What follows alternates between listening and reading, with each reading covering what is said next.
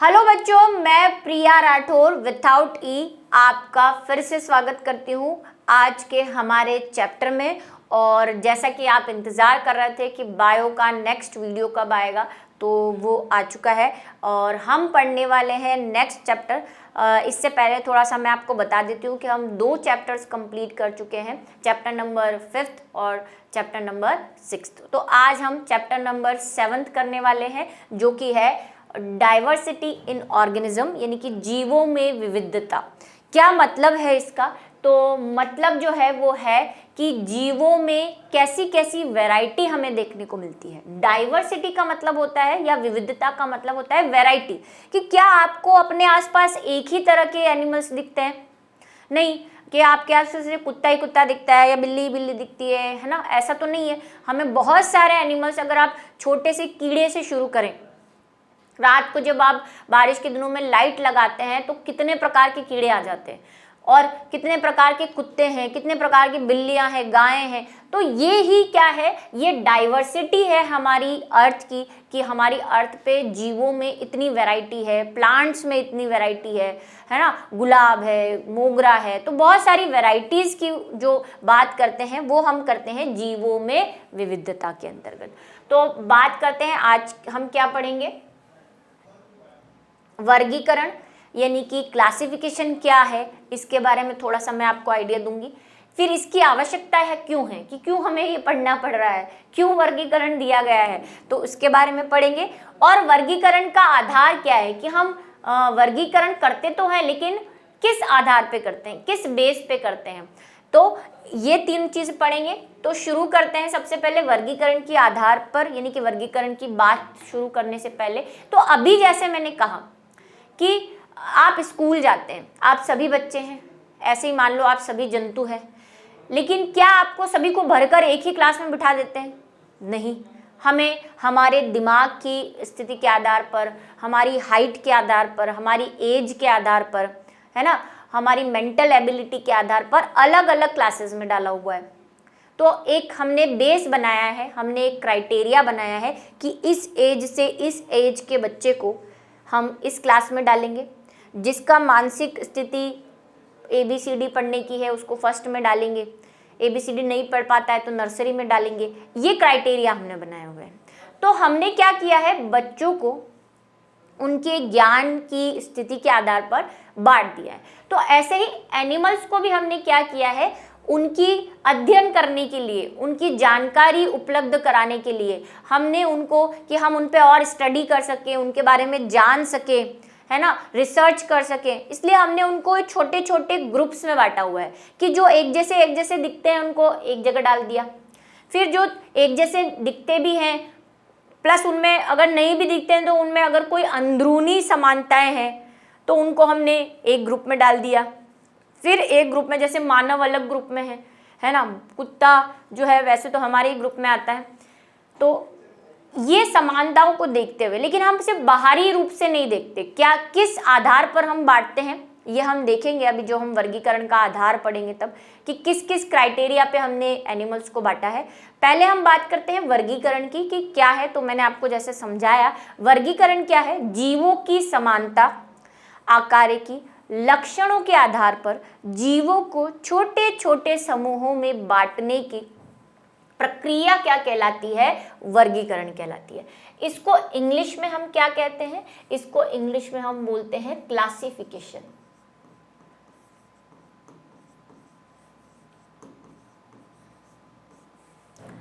Right, चलो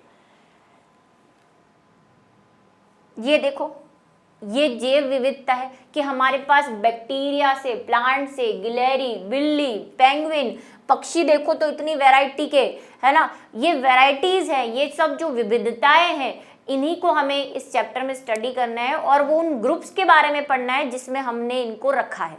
ठीक है, ग्रुप जो डिवाइड किए हैं। तो क्या है, विभिन्न प्रकार के जीव जंतुओं, पेड़ पौधों को उनकी समानता, मतलब एक जैसे दिखते हैं अगर, या विभिन्नता। अब ये विभिन्नता क्या है वो आप धीरे धीरे जब आधार पढ़ेंगे तब समझेंगे, कि भाई समान है तो एक ग्रुप में रख दिया, विभिन्नता है तो फिर अलग ग्रुप बनाना पड़ा, फिर उनमें भी विविधता है तो फिर तीसरा ग्रुप बनाना पड़ा। इस तरह से हमने क्या किया है, आधार पर विभिन्न समूहों एवं वर्गों में रखने की विधि को वर्गीकरण या क्लासिफिकेशन कहते हैं। ठीक है, या तो हम ग्रुप बना ले या वर्ग को क्या बोलते हैं, क्लास। ये आपकी वाली क्लास नहीं है, ये इनकी वाली क्लास है जहाँ पे पढ़ाई नहीं होती। हमारी वाली क्लास में तो पढ़ाई होती है, इनकी पढ़ाई नहीं होती, इनके मजे होते हैं। ठीक है, तो ये जो है या तो ग्रुप में बांट देते हैं या फिर छोटी छोटी क्लासेस में बांट देते हैं, इन्हीं वर्गों में बांट देते हैं। ठीक है, तो यही क्या होता है, वर्गीकरण होता है। क्यों बांटते हैं अभी हम पढ़ेंगे, इसकी क्या आवश्यकता है। तो नेक्स्ट जो टॉपिक है हमारा यही है कि क्या आवश्यकता है। उससे पहले आपने अपनी बुक अगर टटोली हो तो आपको बहुत सारे अजीब अजीब से नाम दिखे होंगे, मोलस्का और कॉर्डेटा और मेमेलिया, ये सब हमें पढ़ने हैं। यही वो ग्रुप है जिनमें बांटने की बातें हम अभी कर रहे हैं। तो ये जो छोटे छोटे की बात करते हैं ना, ये उतने भी छोटे नहीं है। हम उसको शॉर्ट में पढ़ेंगे क्योंकि जब आप 11th में जाएंगे तो आपको इसका डिटेल पढ़ना है। और अगर किसी ने 11th की क्लासेस देखी हो तो उसे पता चल जाएगा कि वो कितने बड़े बड़े लेक्चर हैं, क्योंकि 11th 9th से कनेक्टेड रहती है। अब वर्गीकरण की क्या आवश्यकता है, तो थोड़ा बहुत मैंने आपको आइडिया दे दिया कि भाई अगर सारे बच्चों को एक ही जगह बैठा के पढ़ाने लग जाएंगे तो किसको क्या पढ़ाना है ये समझ नहीं आएगा, इसीलिए हमने उनको ग्रुप में बांटा है। यहाँ पे जो एनिमल्स हैं उनकी अगर हमें स्टडी करनी है, उनके बारे में हमें जानना है, तो हमें क्या करना पड़ेगा, उनको ग्रुप्स में डिवाइड, क्योंकि वैरायटी बहुत है हमारे पास इस पृथ्वी पर। हमारी पृथ्वी पर जीवधारियों की 17 से 18 लाख प्रजातियां हैं। ठीक है, ये एनसीईआरटी फॉलो कर रहे हैं हम, एनसीईआरटी में जितनी दे रखी है। ज्ञात है अनेक नई जीव प्रजातियों की खोज प्रतिवर्ष कर ली जाती है। कई बार आपने सुना हो अगर न्यूज़ चैनल में कि है ना, फिश की एक नई स्पीशीज की खोज हुई है, या हमें कोई नया तरह का जानवर मिला है जो कि पहले कभी नहीं देखा गया। तो ये कैसे पता चलेगा कि ये नया है, जब तक आप उस पुराने के बारे में सब कुछ नहीं जानते, आपको कैसे पता चलेगा कि नया। हो सकता है वो बाहर से अलग दिख रहा हो लेकिन अंदर से वो पहले वाले जैसा ही हो। तो इसलिए भी हमें क्या ज़रूरत है कि पहले हम पुराने वाले सारे जंतुओं की स्टडी कर लें, उनका अध्ययन कर लें, ताकि कोई नई जाति आए तो हमें पता हो कि ये पहले वाले से क्यों अलग है। ठीक है, खोज प्रतिवर्ष कर ली जाती है। जीवधारियों की इस विशाल संख्या का व्यक्तिगत रूप से अध्ययन करना असंभव है, कि भाई अगर हम चाहें कि मैं अकेली इस दुनिया के सारे एनिमल्स की स्टडी कर लूँ, पॉसिबल नहीं है ना। भले ही मैं इतना पढ़ लिख गई लेकिन फिर भी अभी तक 17 लाख या 18 लाख जातियों के बारे में थोड़ी ना जानती हूँ मैं। जंतुओं के बारे में जितना मैंने पढ़ा है उतना ही जानती हूँ, और कुछ भूल भी जाते हैं हम। तो अकेला एक व्यक्तिगत मतलब पर्सनली आप इन सब का अध्ययन नहीं कर सकते। इसीलिए इनकी समानताओं, असमानताओं यानी कि विभिन्नताओं एवं लक्षणों के आधार पर छोटे छोटे समूह, मैंने कहा ये छोटे छोटे, जितना छोटा वर्ड है ना ये उतने ही बड़े हैं। ठीक है, समूहों में बांट दिया जाता है। किसी भी समूह के एक सदस्य का अध्ययन उस समूह के संपूर्ण सदस्यों का प्रतिनिधित्व या प्रातिनिधिक अध्ययन होता है। मतलब अगर जैसे आप मानवों पे अध्ययन करना चाहते हैं, इंसानों पे, तो आप क्या करोगे, एक इंसान को पकड़ोगे, उसको खोलोगे, उसका अध्ययन कर लोगे, तो आपको मानवों के बारे में सब पता चल जाएगा। जैसे डॉक्टर्स हैं, क्या उनको हर इंसान को खोल खोल के उसका हार्ट थोड़ी ना देखते हैं। उनको जब सिखाया जाता है तो एक डेड बॉडी दी जाती है, मतलब मरे हुए इंसान जो अपनी बॉडी को डोनेट कर देते हैं डॉक्टर्स के लिए, उनको खोल के वो उनका हार्ट, लिवर, सब कुछ जो भी उन्हें स्टडी करना होता है ना, अंदर का पूरा स्ट्रक्चर देख लेते हैं। अब उन्होंने एक का देख लिया तो उन्हें पता चल गया कि सारे मानवों में यही है, तभी वो ऑपरेशन कर पाते हैं।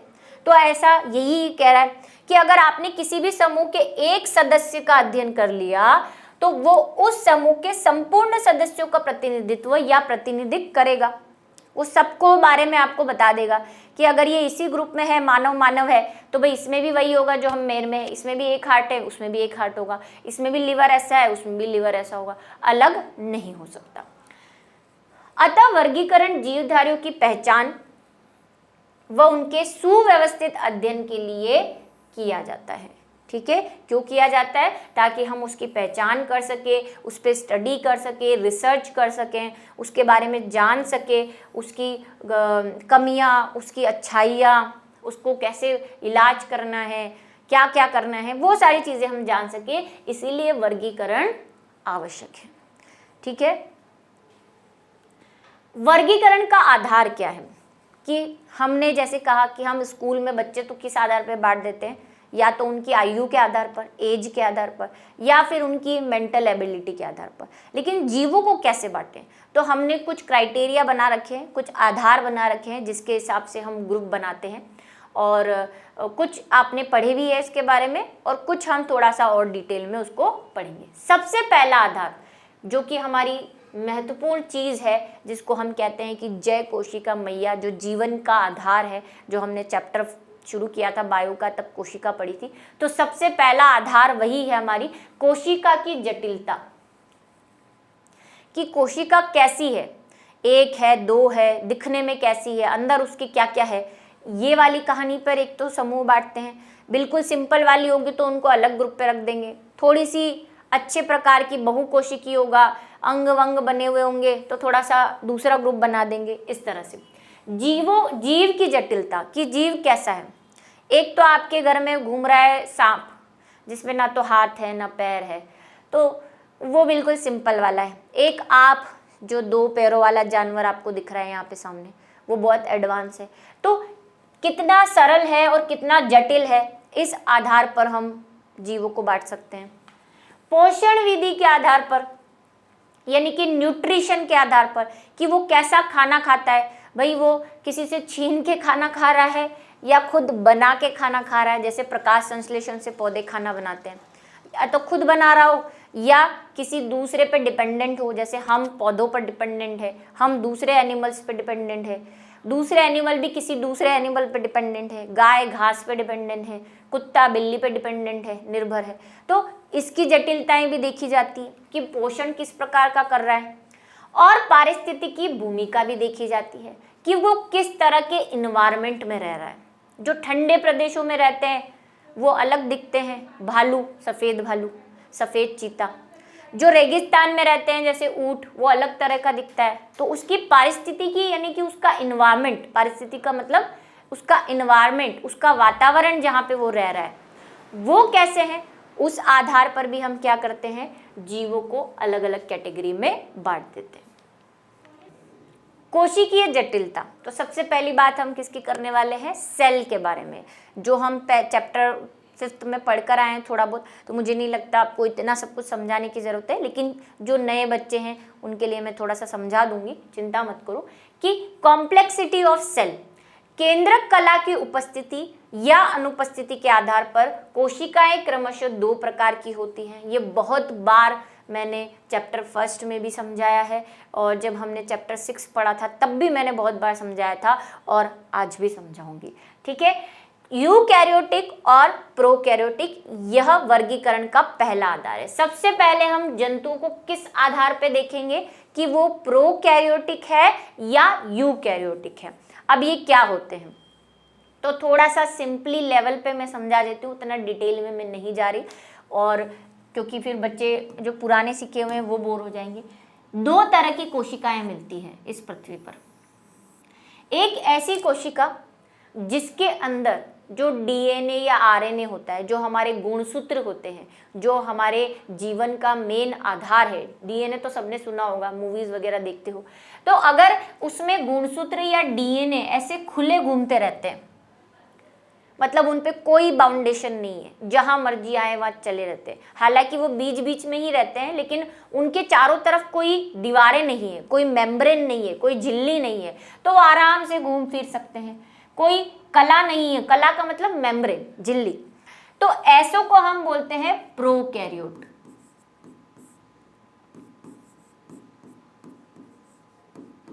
जिन कोशिकाओं में केंद्रक कला, अभी केंद्रक कला क्या होती है यहाँ पे पता चल जाएगा आपको।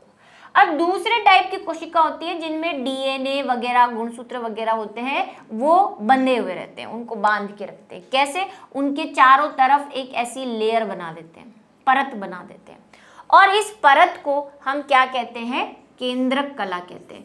क्यों केंद्रक कला कहते हैं ये भी मैंने बताया था, क्योंकि देखो इस कोशिका का केंद्र है, ये सेंटर है, तो अब सेंटर में है, इसीलिए वैसे सेंटर नहीं कहते, इसको क्या बोल देते हैं, एक नाम दिया हुआ है न्यूक्लियस। ठीक है, इंग्लिश ट्रांसलेशन क्या है इसका, केंद्रक कला, न्यूक्लियर मेम्ब्रेन।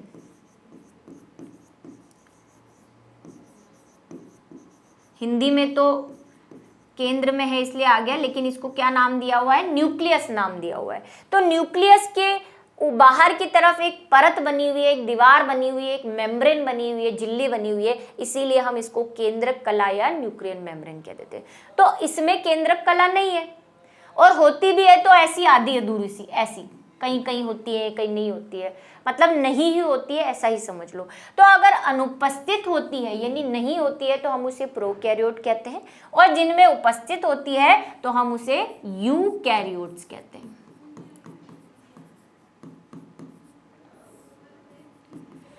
तो इस आधार पर सबसे पहले हम जंतुओं को अलग करते हैं कि जिनमें केंद्रक कला है उनको तो यूकैरियोट में डाल दो, जिनमें केंद्रक कला नहीं है उनको प्रोकैरियोट में डाल दो। अब प्रोकैरियोट में आते कौन हैं, तो जितने भी आपके बैक्टीरिया हैं वो सभी प्रोकैरियोट में आते हैं, क्योंकि उनके ये मेम्ब्रेन नहीं होती।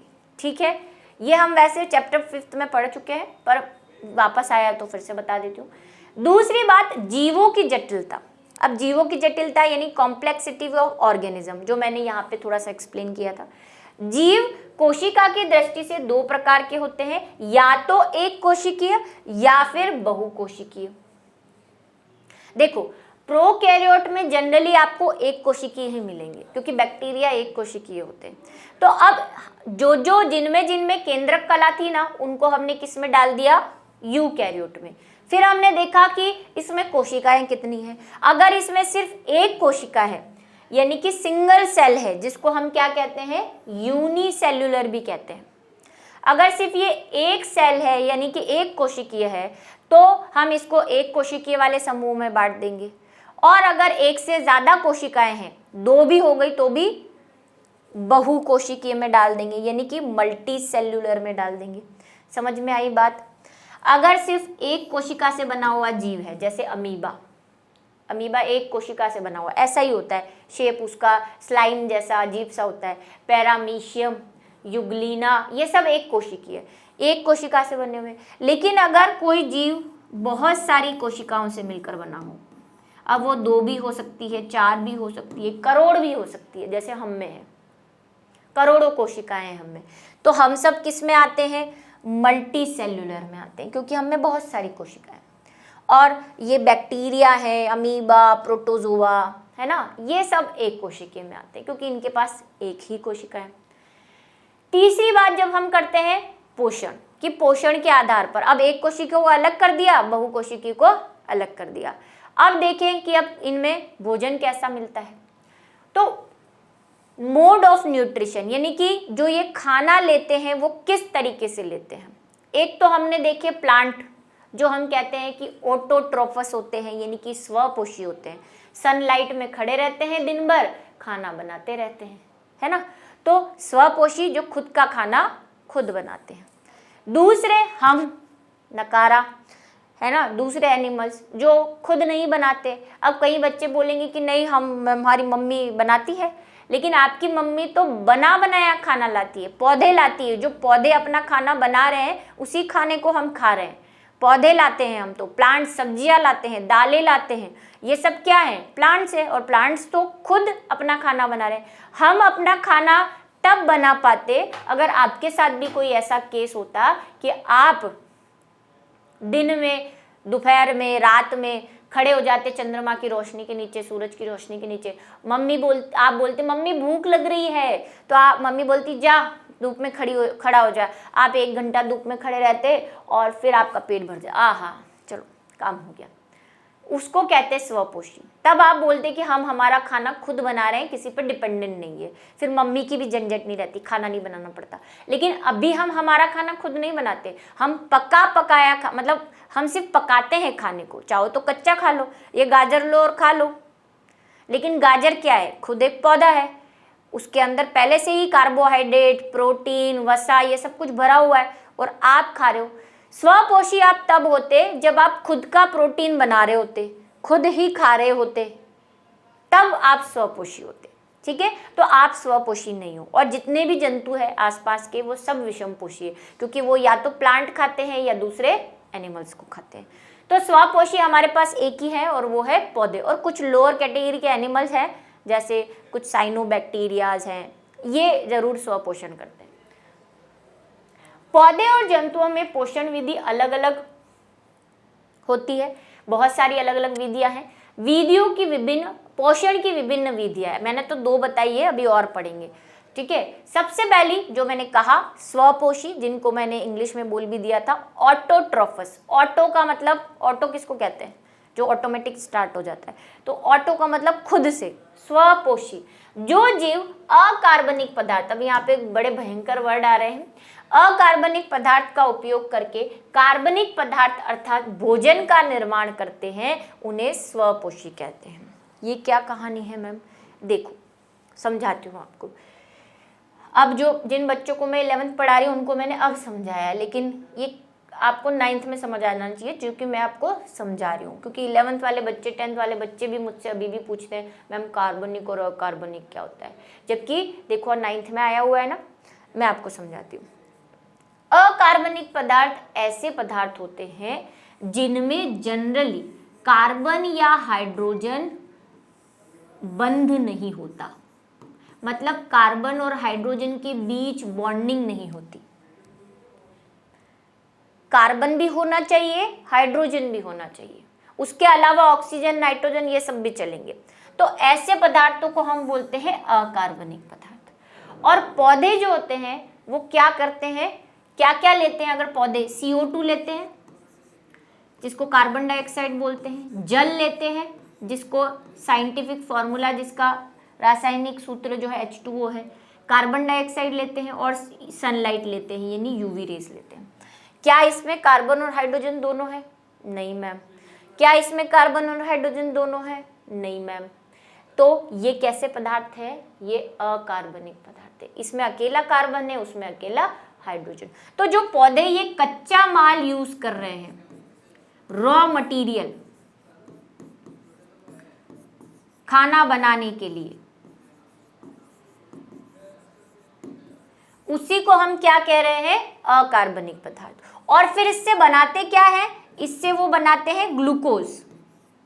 और ग्लूकोज का मैं फॉर्मूला यहाँ पे लिख देती हूँ, आपको लिखना नहीं है लेकिन बस ये चीज समझाने के लिए। उसका फॉर्मूला होता है C6H12O6।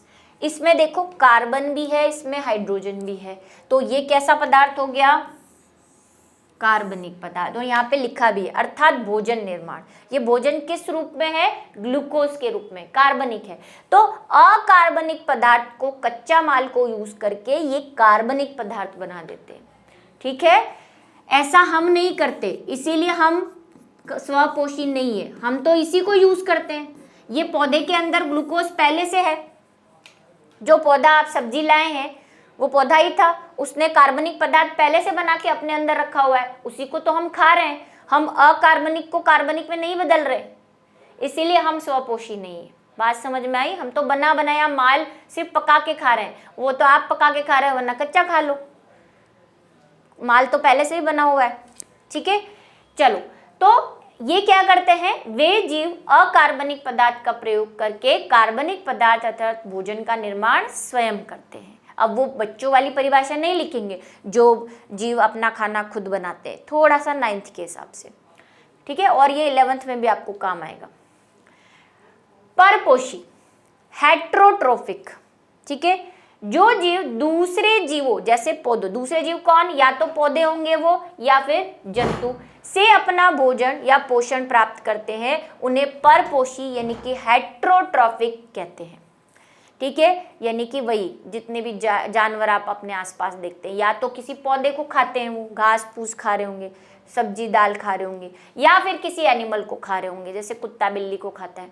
तो ये क्या कर रहा है, बना बनाया खाना सिर्फ खाता है, उसको कुछ कर नहीं रहा है, कार्बनिक को अकार्बनिक में, अकार्बनिक को कार्बनिक में नहीं बदल रहा डायरेक्टली। वो जो एनिमल वो खा रहा है उसमें भी ऑलरेडी कार्बनिक पदार्थ बने हुए हैं।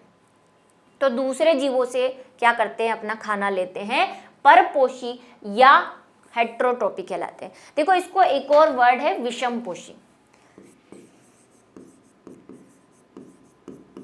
इसको भी ध्यान रखेंगे इसी के लिए। वैसे विषमपोषी ही इसके लिए परफेक्ट वर्ड है। परपोषी थोड़ा सा ऐसे है कि जनरली ऐसे जो जंतुओं को खाते हैं उनके लिए भी हम यूज कर लेते हैं, लेकिन विषमपोषी एक सही वर्ड है। परपोषी लिखोगे वो भी गलत नहीं है, लेकिन हेट्रोट्रॉफी का ट्रांसलेशन विषमपोषी है। ठीक है, आ जाओ। अब विषमपोषी बहुत प्रकार के होते हैं, देखो जरा कितने प्रकार के। पहले उदाहरण देख लो, ये उदाहरण ही है, और उदाहरण नहीं तो आपको अगर बोले कि प्रकार बताओ विषमपोषी के, तब भी आप यही लिखोगे। पहला जंतु सम पोषण, नाम ही इसका बता रहा होगा, जंतु सम मतलब जीवों को खाता है जो, ठीक है, एनिमल्स को, एक एनिमल दूसरे एनिमल को खा रहा है। जो जंतु ठोस पदार्थ खाकर उनका पाचन शरीर के अंदर करते हैं जंतु समपोषी कहलाते हैं। ठीक है, जैसे कि कुत्ता बिल्ली को खा रहा है।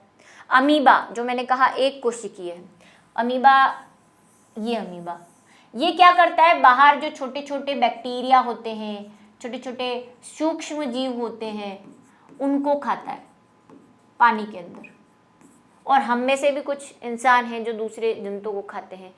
एक तरह से हम इसको ऐसे समझ सकते हैं कि जो खाना निगलते हैं, है ना, ये खाना पकड़ा, उसको मुंह में डाला, अब चबा के उसको अंदर डाल लिया, तो पूरा के पूरा जो खा जाते हैं, निगल जाते हैं या चबा के खा जाते हैं, वो सब किस में आते हैं, होलोजोइक में आते हैं। किस में आते हैं, होलोजोइक में। हम भी होलोजोइक हैं, ठीक है, मनुष्य भी होलोजोइक, क्योंकि हम बाइट मुंह में लेते हैं उसको और फिर अंदर जाके उसका डाइजेशन करते हैं, अंदर जाके उसको पाचित करते हैं, बाहर पाचित नहीं करते। जैसे अमीबा जो यहाँ पे फोटोग्राफ दे ही रखा है, ठीक है, ये अमीबा ऐसे ही करता है। प्रोटोजोआ व अधिकतर जंतु, प्रोटोजोआ के अंदर ही आता है अमीबा, ये अमीबा का ही फोटो है, ये ऐसे ही खाता है। इसके पास सूक्ष्म जीव आता है, ये ऐसा कप लाइक शेप बनाता है, इसको पकड़ लेता है और अंदर ले लेता है, और फिर अंदर उसका डाइजेशन करके अपना काम करता है। ठीक है, बाकी सभी ये सब होलोजोइक ही है। ठीक है, कुत्ता, बिल्ली, आप, मैं, गधा, गाय, सब कुछ।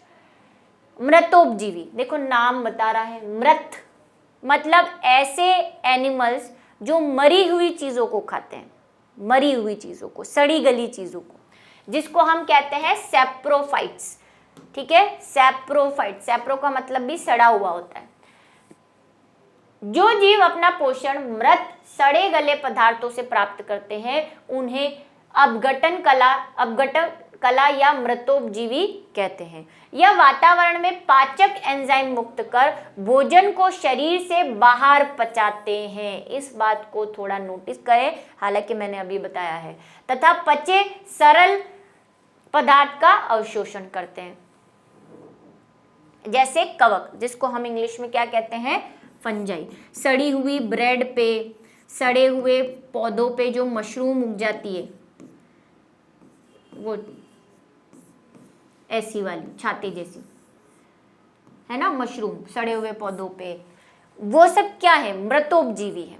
अब होलोजोइक यानी कि जो हमने पढ़ा जंतु सम और मृतोपजीवी में आपको डिफरेंस समझ में आया। होलोसम यानी कि इससे पहले जो हमने जंतु सम पढ़ा, वो क्या करते हैं, खाना खाते हैं, चबाते हैं, उसको अंदर उतारते हैं और उसी का डाइजेशन अंदर ही करते हैं। हमारे अंदर बहुत सारे जूसेस सिक्रीट होते हैं जो खाने को डाइजेस्ट करते हैं, पाचित करते हैं, ये तो पता है ना, और सारे जंतु में होते हैं। इनमें पाचन तंत्र नहीं है, ये खाना बाहर है, उसी पे जूस सिक्रीट कर देते हैं, मतलब मुंह से या कहीं से भी, अलग अलग एनिमल्स का अलग अलग है। एक एंजाइम निकाल लेंगे, जो हम अंदर एंजाइम निकालते हैं ये बाहर एंजाइम निकाल लेते हैं, ऐसे फुर करके एंजाइम निकाल देते हैं। अब वो एंजाइम उस खाने पे जाएगा, उसको वहीं पे डाइजेस्ट कर लेगा, फिर जो डाइजेशन के बाद चीज बची हुई है उसको ये अवशोषित कर लेते हैं। इसीलिए ये होलोजोइक नहीं है, ये बाहर खाने को पचाते हैं, शरीर से बाहर पचाते हैं और फिर पचे हुए खाने को अवशोषित कर लेते हैं। ठीक है, जैसे मशरूम जो मैंने आपको कहा, और कैसे, एक बार फिर से समझ लो। मान लो ये कोई सड़ा हुआ लकड़ी का टुकड़ा है या सड़ा हुआ एनिमल है, कुछ भी हो सकता है ना, सड़ी हुई ब्रेड है। अब ये मशरूम तो आपको सीधा दिख रहा है, ऐसे दूसरी भी होती है, फफूंद होती है, अचार वगैरह पे चढ़ जाती है। तो मान लो ये फफूंद का जाल, फफूंद है जो, जिसको हम कवक भी कहते हैं, फंगस, ठीक है, वो इस पे फैली हुई है।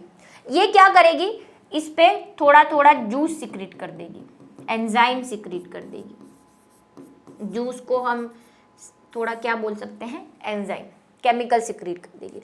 जैसे ये केमिकल सिक्रीट करेगी तो इस सड़ी हुई ब्रेड पे से, ब्रेड के अंदर जो भी न्यूट्रिशंस होंगे, जैसे प्रोटीन है ना, ब्रेड किसकी कार्बोहाइड्रेट है ना, जो भी कुछ है वो क्या हो जाएगा, डाइजेस्ट हो जाएगा। डाइजेस्ट इन द सेंस पाचित हो जाएगा, इसके खाने लायक हो जाएगा। जैसे ही वो खाने लायक होगा, मान लो चलो ये टूट के खाने लायक हो गया, अब ये इसको क्या कर लेगी, अवशोषित कर लेगी, उसको अपने अंदर ले लेगी। ठीक है, हम क्या कर रहे हैं, जो जंतु सम है वो अंदर लेने के बाद उसका डाइजेशन कर रहे हैं। ये क्या, पहले ही डाइजेशन उसके बाद अंदर लेती है। ये फर्क होता है जंतु सम में, जो इससे पहले हमने पढ़ा, और मृतोपजीवी में। दूसरा अंतर, जंतु सम क्या करते हैं, फ्रेश एनिमल खाते हैं, मतलब कि सड़ी हुई चीज नहीं खाते, या तो पूरा के पूरा जंतु खा रहे होंगे या पेड़ पौधे खा रहे होंगे। ये क्या करते हैं, सड़ी गली चीजें खाते हैं, मृत, जिसपे बैक्टीरिया लग गए हों, जो सड़ गया हो, ऐसी चीजें खाते हैं। ठीक है, तो आई होप आज का जो छोटा सा एक टॉपिक था आपको समझ आया हो। और एक बार हम फिर से रिवाइज कर लेते हैं, ज़रा देख लो कि हमने क्या कहा, कि हमने प्राणियों को 3 कैटेगरी में बांटा है। एक कोशिका वाली, जिसमें हमने यूकैरियोटिक प्रोकैरियोटिक की बात की। फिर जटिलता, जिसमें हमने बोला या तो एक कोशिकीय होंगे या बहुकोशिकीय। उसके बाद पोषण की जब हम बात करते हैं, तो पोषण में हमने 2 तरह की कैटेगरी देखी, एक स्वपोषी जो खुद खाना बनाते हैं, और दूसरे विषमपोषी या परपोषी। इसको फिर हम 2 भागों में बांटते हैं या प्रकारों में बांटते हैं। एक तो जंतु सम, जो भोजन खाते हैं और फिर उसको अंदर पचाते हैं, और दूसरे वाले मृतोपजीवी, जो मरी हुई चीज़ों से अपना खाना लेते हैं, जो कि मशरूम, फंगस, ठीक है, ये सब। तो अब हम क्लासिफिकेशन शुरू करेंगे इन बेस पर। इन सारे बेस पर हमने क्या किया हुआ है, उन एनिमल्स को ग्रुप में बांटा हुआ है। अब वो किस ग्रुप में बांटा हुआ है ये हम देखेंगे अगले लेक्चर में। तो तब तक के लिए आपको क्या करना पड़ेगा, ऑब्वियसली इंतज़ार करना पड़ेगा हमारे अगले वीडियो लेक्चर का।